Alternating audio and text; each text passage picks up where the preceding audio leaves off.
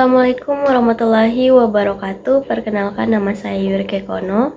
Saya di sini merupakan mahasiswa jurusan Manajemen Pendidikan, Fakultas Ilmu Pendidikan Universitas Negeri Gorontalo. Tujuan saya membuat video ini untuk memenuhi tugas akhir semester mata kuliah Perkembangan Peserta Didik yang diampu oleh Ibu dosen pengampu Ibu Nur Lutfi Ardian MPD.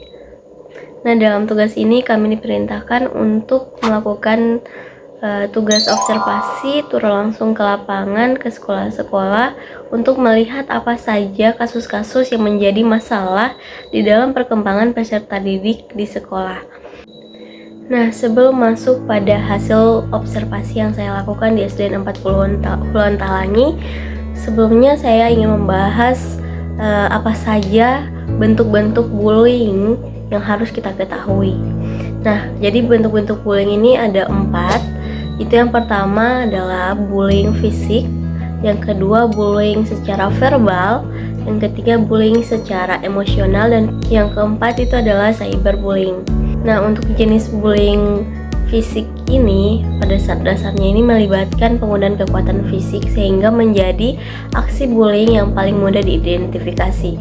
Jadi bentuk penindasan seperti ini bisa dilihat contohnya seperti memukul, mencekik, menendang, menggigit, memiting, dan mencakar, serta merusak dan menghancurkan pakaian serta barang-barang milik anak yang tertindas. Nah, untuk bullying verbal itu bullying yang secara lisan maupun tulisan. Nah, kebanyakan pelaku jenis bullying ini mengintimidasi korban melalui ejekan, cemooh, meneriaki, dan berupa ancaman dan juga fitnah. Yang ketiga itu bullying emosional, di mana pada bullying jenis ini pelaku langsung menyerang korban pada tingkat emosional. Jadi pelaku bertujuan untuk melemahkan harga diri korban, contohnya seperti mencibir, mengejek dengan tertawa, pandangan yang agresif, dan bahasa tubuh yang mengejek. Keempat itu cyberbullying. Nah, cyberbullying ini merupakan bentuk bullying terbaru karena semakin berkembangnya teknologi, internet, dan media sosial. Jadi pada intinya adalah korban terus-menerus mendapatkan pesan negatif dari pelaku bullying berupa dari SMS, pesan di internet, dan juga media sosial lainnya. Seperti yang kita ketahui, fenomena bullying telah lama menjadi bagian dari dinamika di sekolah. Umumnya orang-orang lebih mengenalnya dengan istilah seperti pengecetan, pemalakan, pengucilan, intimidasi, dan lain-lain. Nah, istilah bullying ini sendiri memiliki makna yang lebih luas.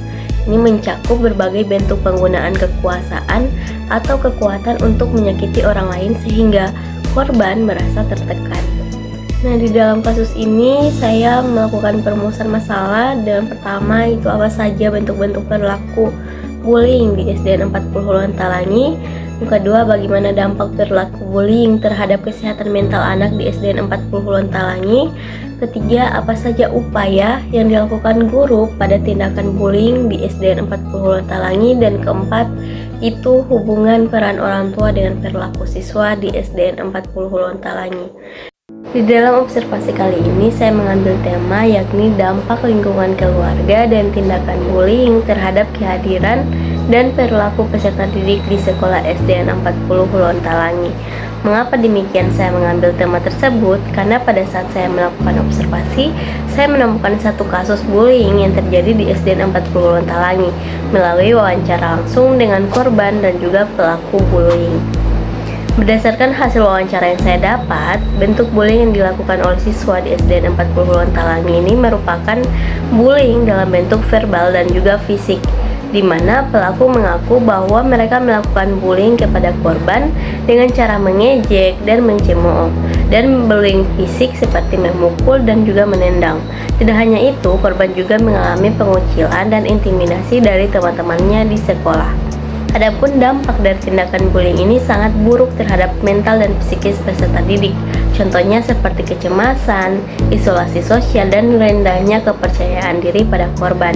Bahkan bisa berdampak buruk pada prestasi akademik siswa yang akan menurun nantinya seperti banyak bolos, kurang memberikan feedback saat guru menjelaskan, dan juga dampak buruk lainnya. Maka dari itu, perlu adanya peran orang tua yang sangat penting dan signifikan terhadap tumbuh kembang peserta didik, yang nantinya akan mempengaruhi perilaku mereka.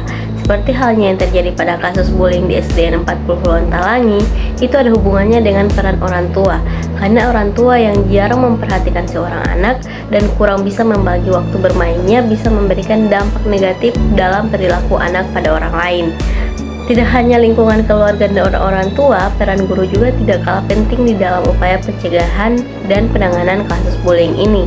Salah satu upaya yang telah dilakukan oleh guru di SDN 40 Lontalangi adalah dengan memberikan nasihat dan teguran kepada pelaku, lalu mengundang orang tua korban dan pelaku untuk membicarakan penyelesaian dari masalah kasus bullying ini. Serta guru juga sudah melakukan upaya sosialisasi tentang bullying di sekolah, dan diharapkan orang tua siswa dan guru bisa bekerja sama untuk melakukan pencegahan terhadap kasus tindakan bullying.